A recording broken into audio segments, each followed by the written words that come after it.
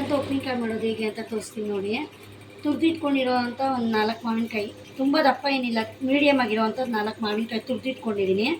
3 spoon ಅಚ್ಕಾರದ powder, 2 spoon ಸಾಸಿವೆ, 1/4 spoon ಜೀರಿಗೆ, ಉಪ್ಪು, ರುಚಿಗೆ ತಕ್ಕಷ್ಟು ಉಪ್ಪು, ಮತ್ತು ಸಾಸಿವೆ ಮೆಂತ್ಯ ಹುರಿದು ಪೌಡ್ರು ಮಾಡಿ ಇಟ್ಕೊಂಡಿರೋವಂಥದ್ದು.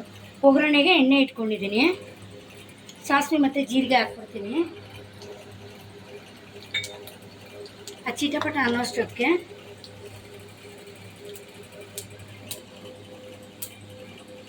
ರುಚಿಗೆ ತಕ್ಕಷ್ಟು ಉಪ್ಪು, 2 ಸ್ಪೂನ್ ಹಾಕ್ಕೊಂಡಿದ್ದೀನಿ ಉಪ್ಪು. ಮಾವಿನಕಾಯಿ ತುಂಬ ಹುಳಿ ಇದ್ದರೆ ನೋಡ್ಕೊಂಡು ಹಾಕ್ಕೊಳ್ಳಿ. ಖಾರದ ಪುಡಿ,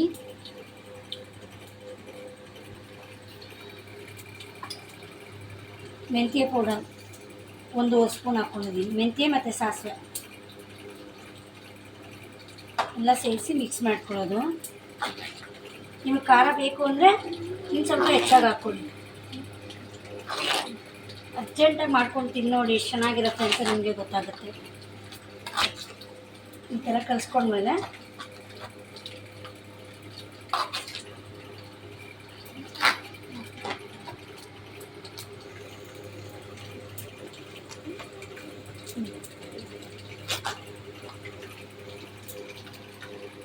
ಖಾರ ಬೇಕಾದ್ರೆ ನೋಡ್ಕೊಂಡು ಹಾಕೋಣ.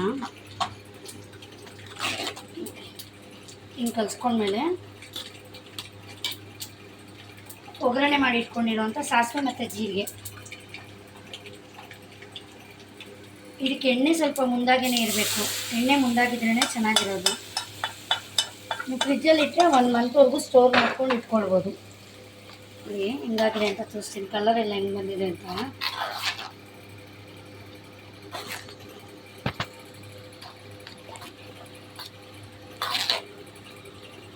ಮೊಸರನ್ನ ಹಾಕ್ಕೊಂಡು ಪಕ್ಕ ಹಾಕ್ಕೊಂಡು ತಿಂತಿದ್ರೆ ಎಷ್ಟು ಚೆನ್ನಾಗಿರುತ್ತೆ.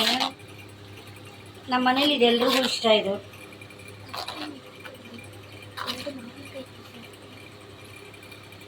ಒಂದು ಸ್ವಲ್ಪ ಖಾರ ಬೇಕು ಅನಿಸುತ್ತೆ, ಇನ್ನೊಂದು ಅರ್ಧ ಸ್ಪೂನ್ ಹಾಕ್ಕೊಳ್ತೀನಿ. ಈಗ